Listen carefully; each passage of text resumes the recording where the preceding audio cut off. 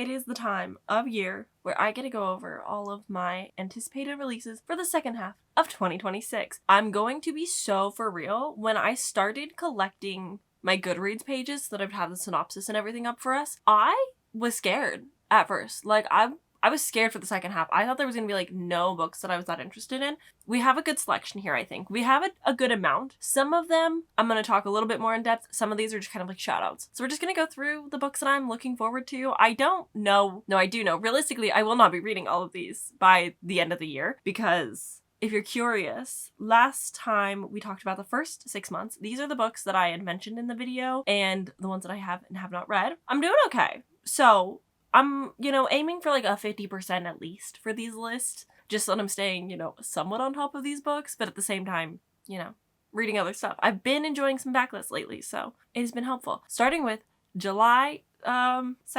It's in my calendar. Hold, please. July 2nd, you can't see. Heartstopper, Volume 6. You guys. Truly the best way to kick off the second half of the year. Like, are you kidding me? We're gonna get the movie, Heartstopper Forever, and then I can add the final volume to my collection, finally. Oh my god. This has been long awaited. Am I aware that I could read them on the webcomics? Sure. I'm fully aware. But there's something in me that wants to wait and is trying to hold out. I think all of the episodes are up. They might be behind a paywall at this point, but there was chapter by chapter releases leading up to the conclusion, and I just didn't get into it. I kind of just want to binge it and just be in the moment. It's really exciting when a series that you love and adore so much comes to its conclusion. So obviously I had to shout out Heartstopper to begin. Oh, it's so bittersweet. I don't want it to end, but I do at the same time. The next book is one that I'm unsure about, questioning a little bit. Might wait for some reviews to come in, but it is Habits of the Sea by Shea Ernshaw, and this is their second adult novel, in which a woman rediscovers the mystical island she stumbled upon as a child, and the man she once met who apparently hasn't aged, and must choose between a life she's built and a love that defies the laws of time and nature. It is low-key giving The Time Traveler's Wife, which, red flags, questionable, why? Not sure about some of the decisions these men are making, and I'm worried this will have, a same attitude. How old is she? How young is he? How old is he? What's the age gap? Did he know her as a child and he's a full-grown adult that hasn't aged? I'm just a little bit confused, a little bit curious.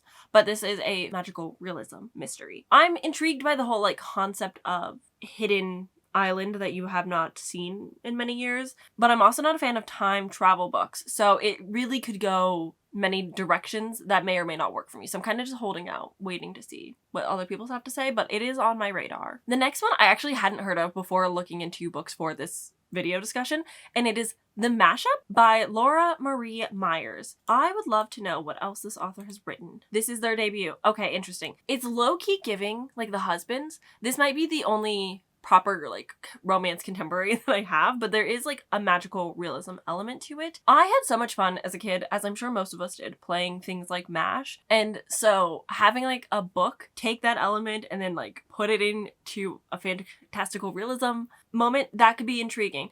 I believe that this is best friend's brother romance? No, brother's best friend romance. His name is Penn Hayes. Her name is Ruby Wine? But it seems like the two of them are going to journey through her old MASH game and what possibilities might have come from it. Who knows? I am kind of intrigued by this. Again, I'll probably wait for some reviews just because I'm not a big contemporary romance reader, but this one does intrigue me. Again, it's kind of reminding me a little bit of The Husbands, which isn't really a romance, so we'll have to wait and see. I'm intrigued. Next one. Oh god, next one. I think if I was to have the most anticipated of my anticipated, this would definitely be up at the top of one of the most anticipated that I have. This is Fishbone Cinderella by Elizabeth Lim. I don't think you can see my copy because it's hidden, which is rude of me, and I'm gonna reorganize my bookshelf soon. What a project, but I'm thinking about it a lot. Anyways, Elizabeth Lim wrote one of my favorite young adult books of last year, and it was such a treat and delight that I will read almost anything that they come out with. I have not dabbled too much in their backlist. I'm a little bit hesitant about some of those. They don't sound quite as good to me, but this one, if it's anything sorry, there's fully a cat in my lap. All right, we're going on a trip, girl. If it is anything like Forgery of Fate, I will eat it up. This was impeccable, and it had some Cinderella-y elements to it. So I'm kind of intrigued to see like another take of Cinderella, it being expanded upon. Very interested. Again, I really love this. This was such a good read of last year. So like, yes. The next one I have is a queer horror novel. This is We Were Never Here by Sophia Hannon. I have seen like, no, not promo of this, but I've seen talks and whispers of it. This has been on other people's anticipated of the year. I have not read the synopsis, so I don't really know. The remaining members of a ghost hunting show return to the haunted manor that may have killed their friend in this atmospheric contemporary gothic debut, perfect for fans of She is a Haunting and Delicious Monsters. So it's young adult, because those titles are young adult, but that doesn't bother me. I don't want to read any more of the synopsis just because it feels like it might give stuff away. But YouTube ghost hunting shows, I'm kind of a fan. Paintings, it's kind of maybe giving a little bit the picture of Dorian Gray. I'll have to wait and see, but I am looking forward to this. Oh, and then, okay, whoa, wait. And then I have to say, one that I'm very excited for is Hannah Kanner has a new series coming out. This is A Snake Among Swans. I don't know what it's about, have not read the synopsis whatsoever, literally saw the name and I said, of course, she's going on the list. There are quite a few authors that are not necessarily auto-buys, but are more auto reads. Hannah Kanner is one of them. Have I finished the series? Not yet. I want to. Faithbreaker is on the TBR for before the year ends. It's on the ticking time bomb, okay? But I'm really excited for them to like branch out, new series. What's it gonna be? A dark and propulsive new epic fantasy. An intricate tale of warring kingdoms, female rage, and a wild magic that refuses to be tamed. It sounds a little bit basic. I'm gonna be honest. That's like a normal tagline. But I do eat it up every time. There's no, you just can't go wrong. For the queen to rise, the swans must fall. I'm looking forward to this. I did read The Swan's Daughter, so maybe swans are a little bit trendy this year. I don't know what that's about, but it does seem to be the case. That is 2 books at least that I know of this year. The next one that I have for you, I'm a little bit uncertain about. I don't know. It's The Iron Hex by Victoria S. Walsh. This is a romantasy. It's witchy. The cover is pretty. A pretty cover will always get me, especially when it's romantasy. There's something about it. They just work really well together. I am nervous about this one just because it does seem to have a slight maybe amnesia trope to it. I'm not the biggest fan of characters not having their memories and it just being a twist or convenient plot, like, oh, suddenly she remembers this thing because it's like really helpful for the plot right now. So I am a little bit nervous about that aspect, but she doesn't remember her past and some memories come with a cost. Their hunt for the missing princess pulls Ira across the continent and deeper into a past she can't recall, as buried memories, mysteries of the Iron Empire's capital, forgotten feelings, and the truth behind her identity begin to surface. Ira realizes the forbidden magic simmering in her veins might be the very thing that could save them from the Iron Empire's forces as they draw even closer, if she can remember how to control it in time. I don't know, it could be good. I'm interested. It sounds like it could also easily be like a young adult, so I'm wondering like how adult it's gonna be, if it's gonna be steamy or not, or if it's going to kind of lean younger adult. I don't know. I'm intrigued. I do think that I am pro using the new adult tags. I do think that there is a difference between like a 35-year-old protagonist and a 23-year-old, you know, but it's not really a teen book at that point. So I am kind of pro new adult, but I also understand that marketing could just be better. It's nuance, whatever. The next book I don't really want to like talk about. It's kind of like a thing. I've never read an Alison Saft, and she seems to be pumping out books like nobody's business, and she has Immortal Game coming out. It's a enthralling new romantic fantasy. A chess grandmaster will go to any length to save the person she loves most. I don't know what that means. I think that it's interesting to have like a fantastical element with a grand chess master. That alone, I'm intrigued. But again, I have not read any Alison Saft. I have a couple of her books on my shelves and I just haven't gotten to them. So I don't want to say that like this is on my anticipated releases list. I'm just like noting it. I see you. I'm interested, just not quite yet. But I do think there's potential for an Alison Saft, like, dedicated author reading vlog in the future where I just read her backlist and maybe her upcoming release. Next up, we have a Hannah Whitten, who has written, I want to say, a bunch of historical? Let me double check my math. No. Okay. Has written fantasy and romantasy. I get Hannah Whitten confused with the other one. You know who I'm talking about. But this is not a fantasy romance. This is horror. This is Reliquary. Hi there, bud. Wanna come say hi? Hello. Claire can't bring herself to be lonely again, and as strange circumstances of Elias's family's connection with the sea become more and more apparent, her window for escape is rapidly closing. Does she even want to? Sometimes you just want to belong. When Claire's fiancé mysteriously dies from an unknown neurological illness, seemingly destroying her chances of belonging. The relationship wasn't perfect. His coldness, his secrets, his strange aversion to the ocean. But what relationship is? I'm intrigued. I would just like to... I love seeing so many fantasy authors dipping their toes into horror lately. Like, I think Kylie Lee Baker is like a really good example of that. Like, she's primarily fantasy romance author. She's got 2 horror books and they're doing really well. So I think it's just fun seeing people switch it up and write for different genres. So I'm interested in this one. Next, we have an author who is one of those, not necessarily an auto buy anymore, but is probably an auto read, auto check out. We have The Golden Huntress by Catherine Quinn. Catherine Quinn wrote the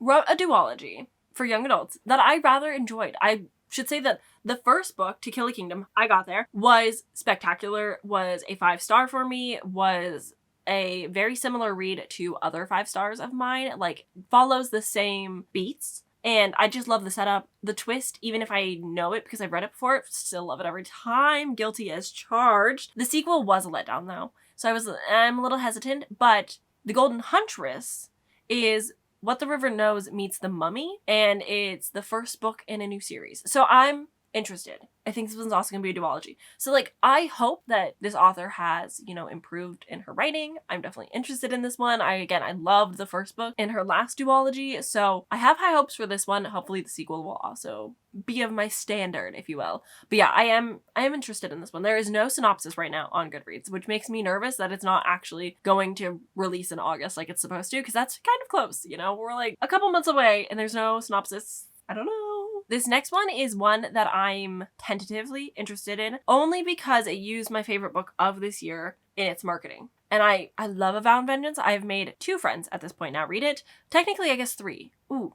I've made a lot of people read it, and I'm going to keep pushing it. I love A Vow and Vengeance. So when I saw Death's Card by Jasmine Smith, I said, ooh, clocking that. This one apparently is a bit more contemporary than like high fantasy, which is fine. I can probably get over it so long as there's not like a bunch of like cringy references that make me want to crawl out of my skin. And if it doesn't date the book too extreme, I could get into it. This is a dark contemporary fantasy featuring witchcraft, tarot, death, and a bit of romance. It's also been comped to Cinderella is Dead, which I have not read, but I do own. So that's exciting and interesting for me to keep an eye on. Death's Card is a dark, pacey, and romantic fantasy about one witch's journey to find the strength to fight for herself, her future, and her beloved community. I want to say this one seems to be, again, because it's contemporary, it doesn't seem to have like the same A Vow and Vengeance essence of like high fantasy. There's like almost these godlike beings. It's set in like an academic setting.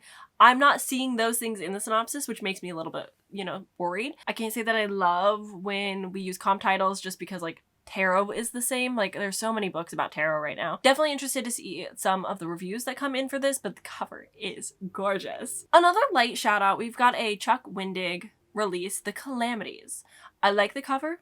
It looks very dark and mysterious. The heir to one of the most influential families reckons with the demonic secrets to their power in this contemporary dark fantasy that melds occult magic with shocking family drama. This is the author of the Book of Accidents. I've not read, I don't think, anything from this author, but I've been intrigued by all of their works. Like everything, I'm like, yeah, I could read that. I could look into it. I could get around to it, but I just haven't. And I fear that might happen with this release as well. Like it'll come out, reviews will happen, and I just like won't actually pick it up, but I'm interested in it, hence why it's on the list. But it is one of those books that like I might need a little bit more of a push to pick up. But I'm also like not a big, like I've never seen Successions, and I feel like a lot of horror thriller books are kind of coming out and comping that as well. And like I'm quite out of the loop. So I don't know, it could go anyway. Like honestly, the tagline of this sounds a little bit more like Evocation from S.T. Gibson, and I'm sure these are not at all even close to being the same, but that's where my brain is, which is probably wrong expectations for this, but that's where I'm at. Oh, we have another one that I want to shout out simply because of the cover. Like I can't wait to meet with my friends later this month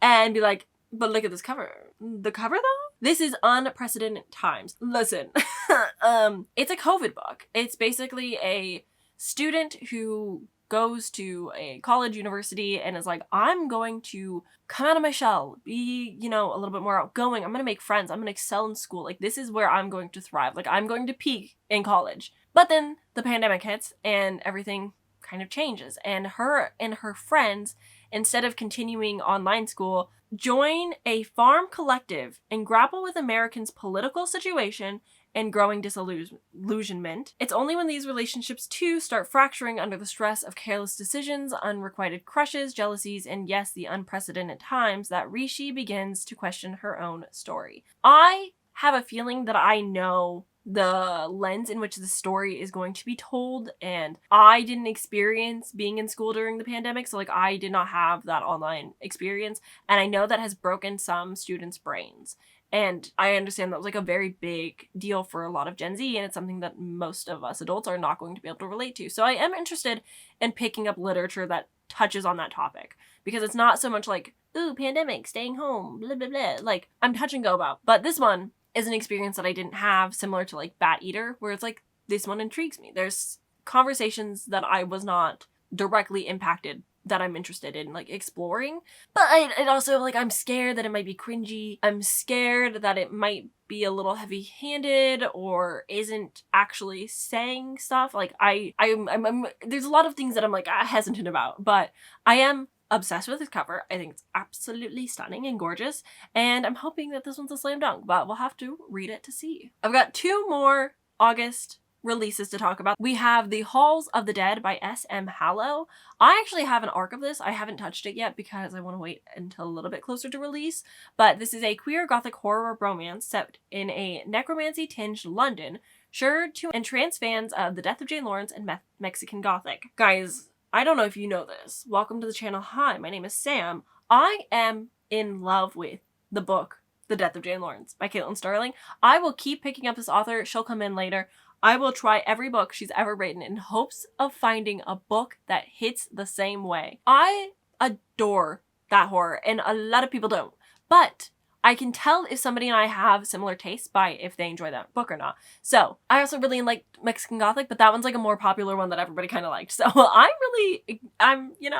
this one excites me a little bit. I am geeked by it, but at the same time, like, I don't know. We'll have to wait and see. But I do really like the idea of necromancy. That's really fun. That's a new, I guess, yeah, it's like a new twist, a new touch of, I don't know. This one just really excites me, so I'm definitely looking forward to it. And I will be reading the arc, and I will be letting you know if this one is worth it. Final book that I want to talk about for the month of August is Heir of Prophecies. I hope and pray that this will be in one of my book subscription boxes. I am really excited for this one. It is a young adult. It's an adult. It's adult dark academia fantasy romance. I feel like we've gotten so many of these lately, and I'm here for it. I really enjoy dark academia. I can be a tad skeptical when people use the label dark academia when they just mean it's set at a school and there's maybe a death. Those aren't quite the same thing. I feel romantasy right now is really claiming dystopian and dark academia. And I don't know if romantasy is the right genre to explore both of those things and like the topics and commentary that they need, but I'm gonna keep picking them up either way because one of them has to do it right, you know? Heir of Prophecies just sounds delightful. She's a woman bound by fate, torn between 2 prophecies. I love prophecy magic. He's the prince of the underworld, fated to either claim her or end her life. Defying destiny is one thing, the heart another. Oh, guys, it just sounds so good. I love prophecy magic. I'm really into, like, we either have to be married and in love for the rest of our lives, or we have to kill one another. Like, it just adds to the tension. I love the idea of, like, underworld. I'm wondering if this is gonna lead angels and demons-y. I have questions, but I'm very excited. I really want to get to this one. This one excites me as well. I say as if like all of these are not meant to excite me. Speaking of excitement, guys, my girl, she's back. Erin A. Craig. Brand new book, not attached to a series. This is a standalone retelling of Phantom of the Opera. I'm gonna be honest, it says that it's a reimagining, but the synopsis does sound the same as Phantom of the Opera, but I'm not complaining with that. I really love Phantom of the Opera. I will read retellings of it time and time again. It's not something that bothers me. This one is apparently like the feminist take where Christine is like reclaiming herself and like standing up for herself and like not taking any stuff from these men. We'll see. But I do trust Erin A. Craig. She can write gothic well. We already know this whole shelf, all of her works, because I am obsessed. I've given almost everything 5 stars. The only one I have not is her adult. But luckily, Our Strange Duet is young adult, so I don't have to worry about it, actually. Yeah, there's nothing more for me to say. I love the cover. This is one of the few books that I've pre-ordered for the year, so I'm very excited. I'm looking forward to this release and getting it in my hands as soon as possible. Looking forward to it. September is truly going to be a fantastic release month, let me tell you. Next up, we have Divine Oaths by Elizabeth Eigeming, and again, if it says Dark Academia, I did not grab every Dark Academia that I was interested in. I promise you, I thought about it. I didn't do it. I actually kind of capped it at a couple. This one is pitched as Ninth House meets Legendborn, and it's a thrilling Dark Academia debut, following a new student fueled by questions about her prestigious university and the haunting answers she uncovers as her heart pulls her in 2 different dangerous directions. I feel like love triangles are having a comeback, and I'm here for it. I've been enjoying it. I literally, just before filming this, finished Broken Dove, and I felt fantastic love triangle going on there. Much enjoyed. So overall, I'm looking forward to this one. I'm gonna hold off probably a little bit for reviews, just because, again, so many Dark Academia romantasies can be really hit or miss, and I know that there's a lot of the romantasy girlies that will probably pick these things up, so we'll have to wait and see, but excited nonetheless. Ooh, I am excited. Will be reading no matter what. Truly, if I don't get the Fairy Loot pre-order for this, I'll die, because I don't like the cover. I don't like the cover. But it's the sequel to The Night and the Moth. This is The Knave and the Moon. Guys, I can't wait. I'm so excited. I'm so excited. Night and the Moth is one of the 3 books that I have given, I guess 4 books? One of the 4 books that I have given 5 stars this year. So I need the sequel like ASAP. I'm so glad that I waited until this year to read it, so that it's closer to the release date, but still September feels so far, and I just want to read it so bad. If I get my hands on the ARC, oh, we're gonna be having a good year. I don't think that'll happen, but if it did, imagine. And then we also have a new Rachel Harrison. This is Kiss Slay Replay. I'm gonna be honest, don't love the title. Do like the cover. It's like this beautiful little baby blue. Every wedding guest's worst nightmare is on repeat in this wild, twisty new horror novel from the author of So Thirsty and Play Nice. Yes, I know. The reason I'm interested in one of my favorite slasher movies is Death Day, Happy Death Day. And I don't know if that's like a super popular take. I can't be like, I'm not really sure where everybody lies when it comes to movies, to be honest, but I really enjoyed Happy Death Day, and that's like one of those time loop things where like you're reliving the day over and over again, and if you're doing that, but it's like a wedding, that sounds fun, it sounds messy. I'm interested. I've always enjoyed a Rachel Harrison. I don't think I've given any of them less than 4 stars so far. There are a few on her backlist that I still need to pick up and read, but I just really relate to her characters. It's like a part of me. I just say it all the time. A part of me as a person is put into her main characters, so they just feel very relatable. But I also just really like them. She's, the queen of pink horror for the girlies, But I love it, and I'm gonna eat this one up, pun intended, because there's a cake on the cover. Another one that I want to shout out quickly is Esperatu. This is the sequel to Cemetery Boys by Aiden Thomas. I'm gonna be honest, when this was supposed to come out last year, I was able to put the audiobook on hold with my library. And I'm first in line, baby. So, like, the second this comes out, I'm gonna read it and I'm gonna have a great time. I will probably reread Cemetery Boys, but I remember that book vividly and well. Like, the ending still has me goofed and gagged. Like, you're kidding me about that. Crazy business. So, I'm very excited. I never expected us to get a sequel, but since it's, like, happening, I'm looking forward to it. This will be a nice little tie-over, which I say as I still need to read the Sun Bear Trials duology, so, like, I will get to that, I promise, but Aiden Thomas is writing like Titanic gay space novel, and so like we're waiting for that, and I think this is a nice little in-between, and it's coming out right before Halloween, so like it's gonna be perfect. Another one we have is one of much controversy with all the ARC readers right now, but we have R.F. Kuang's new book. I'm gonna go with Taipei Story. I haven't actually heard anyone say it before though, so I could be wrong. This one is maybe not the most interesting to me in terms of plot summaries, but I love this cover. She's gorgeous. And so far, I've read every R.F. Kuang new release. The only thing I have not touched is the Poppy Wars, which it's on the list. I will get to it. So I'm, of course, interested. I'm also going to throw in my little 2 cents here, where I think that people are being a little bit silly about the 1-page, 2-page mention of a musical instrumentist. I just think it's a little silly, that's all. Ooh, we have another. Ooh, I did not realize this was going to be a series. How interesting. We have a new young adult horror, which is The Dead of Summer by Ryan Lasala. I have not read this author outside of The Honeys, and I keep saying that I want to, and then I just haven't. But The Honeys was one of my favorite audiobook experiences, like, what, 2? Maybe 3 years ago now? I remember listening to it, like, working at the scan desk in my office, I want to say in the summer, and just, like, listening to the bees buzzing every time something horrific was about to happen. Time of my life. I do really like sound effects in my audiobooks. It does elevate the experience for me, I'm gonna be honest. But we have The Dead of Summer, told as a kaleidoscope drama between past and present, narration and interviews, text and pictures. Dead of Summer is a thrilling scavenger hunt for truths so dangerous they will make your skin crawl and your lungs ache for air. The cover is gorgeous. It's given like some underwater horror, which is fun. I wish this was actually coming out in the summer, not September, but what can we do? I can't decide the publishing dates. Still continuing with September releases, we have a tentative.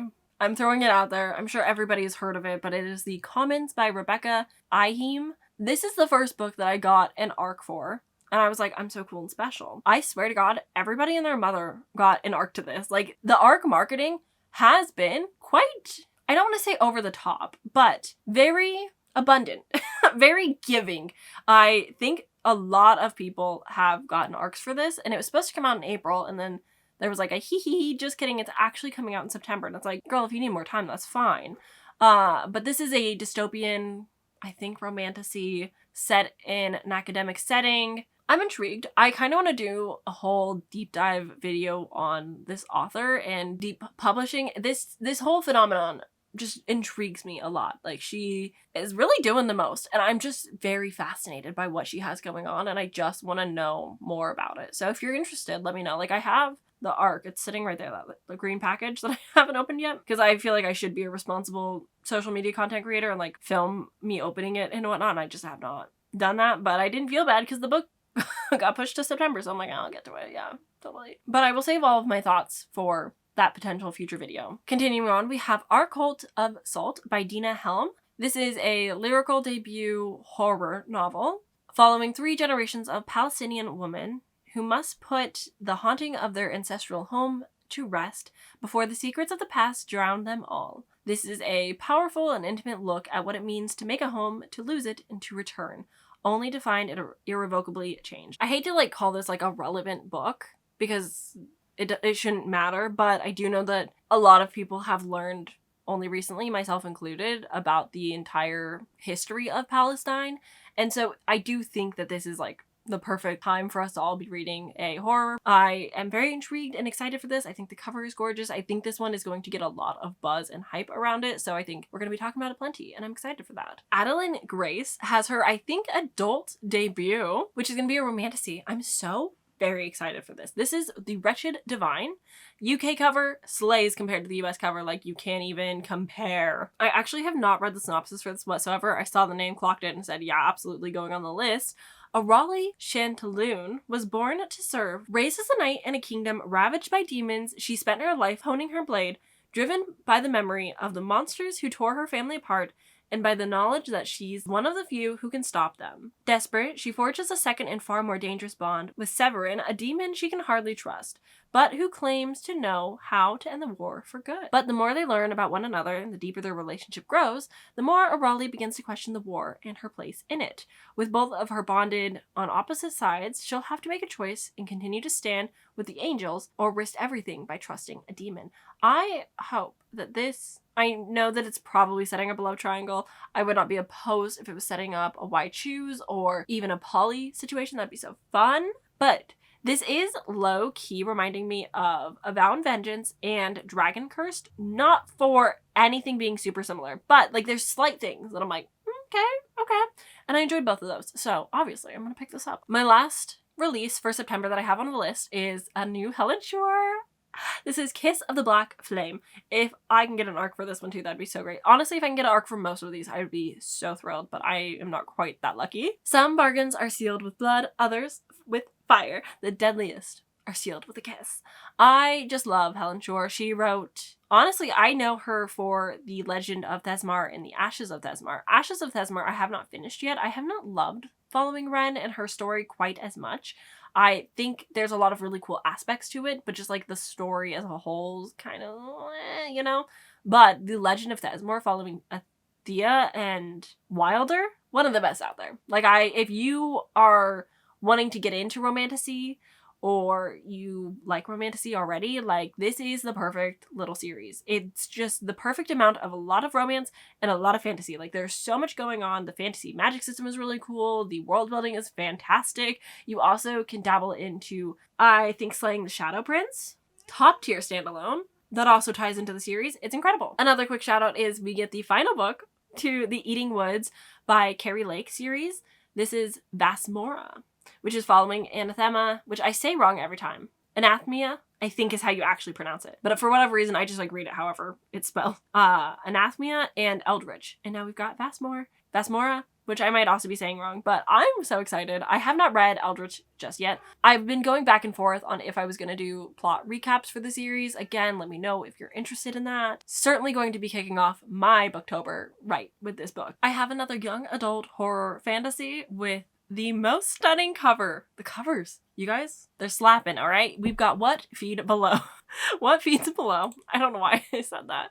We are in the City of Void, which is an interesting name, but it's like a massive ravine type situation, like a big hole in the earth, and a bunch of monsters are lurking around down there, and carnivorous plants. Exciting. We have orphaned best friends who are treasure-seeking tourists down in the void. And something about this really excites me. Sounds really fun, really good. They're going to obviously push their boundaries, and we're going to see some, I think, really cool descriptions. If this fulfills the hopes that I have for it, really, really cool descriptions, like some dope plants and animals. I'm looking forward to this. Next pick that I have was actually kind of brought up to me by a friend, Leah, over at Aaliyah's Cozy Corner. This is a horror queer adult fiction. She's a Doll by Barbara Truelove. Lucy isn't a normal girl. Ghost victim killer. She's a doll on a mission to find the man who killed her and return the favor. Lucy Quinn has been murdered, but she is not about to go quietly. This is a ghoulish and gleeful tribute to the unstoppable power of female rage and a love letter to the friends who have our backs in this life and the next. Love this cover. It just sounds so fun. I think we might potentially try to read this for the book club. I don't know. We're gonna have to wait and see, but it's definitely on my radar and I'm definitely looking forward to this one, okay? Another popular horror that I think is going to get a lot of discussion is Solace House by Will McLean. In the summer of 1993, broke student Alex Jane joins a team clearing out Solace House, a Victorian mansion bequeathed to the university by a reclusive hoarder called Flane. The other students are a mixed bunch, but Alex quickly falls into a close friendship with the lively redheaded Elda. Why is that important? Okay. When the crew begins sorting through piles of junk, they stumble upon Flane's journals, in which he details the obsession with his missing mother, the discovery of a place called Be Wise, and, most mysteriously, his belief in another realm lying parallel to ours, along with coded instructions on how it might be reached. As the students delve deeper into the house's secrets, one of them becomes obsessed with deciphering Flane's strange opus and its promise of another world, and they will be willing to sacrifice everything and everyone to get there. It sounds very interesting. I really love this cover. It's almost giving Yesteryear, but like, I think just maybe the color palettes are really similar, but like the face in the house, and it's all like, woo, into it. But it's also 512 pages. Why would my horror novel need to be so long? That seems too many pages. But I'm going to remain optimistic for this release and pray that it's worth every page and that I deem it to be an okay length at the end. Another young adult horror. This time we've got Until the Last Light Goes Out by Courtney Good. I am a pretty big fan of Courtney Good. I have read 2 of the 3 young adult horrors that they've released. I have one that's on my shelf unread, but I'm planning to actually read it for Summerween this year. Flickering neon lights and hot Miami nights turn deadly in this gothic horror about a daughter investigating her best friend's disappearance at an abandoned island resort. Somebody tell me, how gothic is Miami, Florida? I've liked this author in the past. I'm definitely looking forward to another release by them. Staying at an abandoned resort seems interesting. I often enjoy the romances in them. They're typically queer. This one also says that it's queer. So yeah, a new Courtney Good. This next book is a very hesitant book on my TBR. I have not read a Katie Roberts, so we will see. But if we know anything about my favorite book, About Vengeance, I'm obviously into tarot magic. And we have the Tarot Trials by Katie Roberts. This is going to be a romantasy. Apparently it's queer, coming out in October. This high-octane, fast-paced epic fantasy of tarot magic and deadly competition launches an explosive new series perfect for fans of V. Schwab and Carissa Broad. The deck has always been stacked against her, but fortune favors the bold. I don't know if this is going to be good. I think most people enjoy Katie Roberts books, like, just as a whole. I think they're quite popular. I don't know if that means like the writing is actually good or if they're just bite-sized enough. This one is coming in at around 400 pages, which might be a little bit longer than the Dark Olympus series that I've heard from. But yeah, I don't know. I'm very hesitantly interested in this one just because this is an author that I didn't think I would ever pick up, to be honest. But the Tarot Trials, it kind of sounds like my kind of book. As I had mentioned earlier, Caitlin Starling has a new release this year. The last release was The Starving Saints, which is such a weird book. So very different from all of her other books. So this one we have is Milk Teeth. This is about vampires. Obviously it's going to be horror. Obviously it's going to be queer. This is a new genre-blending supernatural horror about a vampire brood mother fighting against her own monstrous descent. I am not the biggest fan of motherhood, pregnancy type of stories. I will always give them a try, and sometimes they shock me. Sometimes I can have a good time. This could really go one of 2 ways. Like, I'm either going to love and adore it, or I'm going to absolutely detest so much about this. We're gonna have to wait and see, but I am still, excited for it. This might be the next The Death of Jane Lawrence for me. Compared to the other Caitlin Starlings that I've read, I haven't found the gems, and I just keep holding out hope that maybe this author will do it again for me. But again, we'll have to just wait and see. Last 2 for my October releases, we have Scorpion Deep by C.G. Drews. Young adult C.G. Drews really work for me. The adult debut, I'm glad that I was able to tell my friends what had happened and we were able to have like some sort of discussion around it, but it's not one that I would really recommend to a lot of people.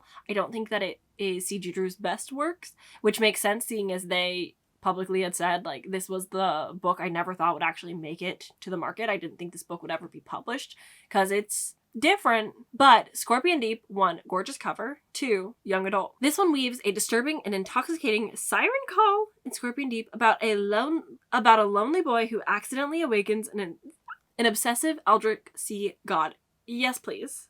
Yes, please. Say less. That's all I need. I'm super excited about this one. It's coming out October 27th, 2026, and I will be first in line. Thank you. Final book that I want to talk about for October is titled Call Me Traitor by Irvina Maxwell.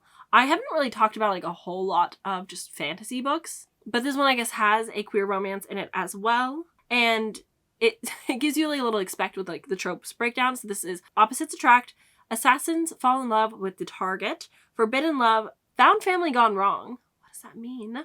Slow burn and dark academia. That sounds like something I would enjoy. Call Me Traitor is an enthralling sapphic adventure from academia to exile and beyond. I'm looking forward to it. I think the cover is so pretty. I really like the style. I love the colors. It's really speaking to me. I'm hoping, praying, thank you, maybe, that a lot of these are going to be on the Libro FM ALC. A lot of them are going to be aardvark.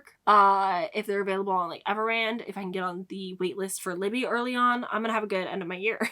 But I also fear that some of these are going to be very popular and I'm not going to get my hands on them until next year. That closes out the October releases that I have. I have very few when it comes to November and December, so we can kind of get through these a little bit quicker. First off, we have the new Daniel L. Jensen. Yeah, I'm going to be reading it. You bet your bottom.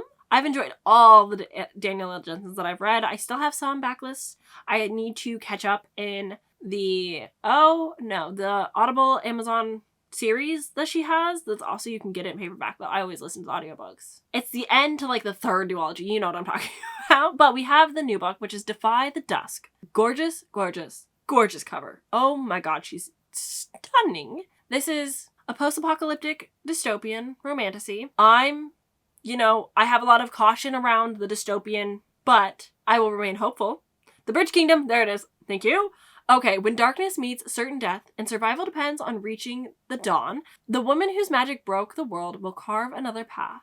Defy the Dusk. A gritty post-apocalyptic fantasy duology. I am so excited. I like Danielle L. Jensen a lot. I really enjoyed A Fate Inked in Blood. The sequel, not so great. I do think A Fate Inked in Blood is also like one of the weaker two, but I've adored The Bridge Kingdom so much. So I always look forward. I always have fun with the Danielle L. Jensen. I will keep being a stan. I will keep reading them until they do me dirty. Quick shout out, apparently, and we'll see how this happens, but apparently, Starside by Alex Astor's sequel, Stormside, is coming out November 17th, 2026. And we've had no word on the final book for Lightlar. Girl, what are we doing? What in the tangent are we on? Stop it.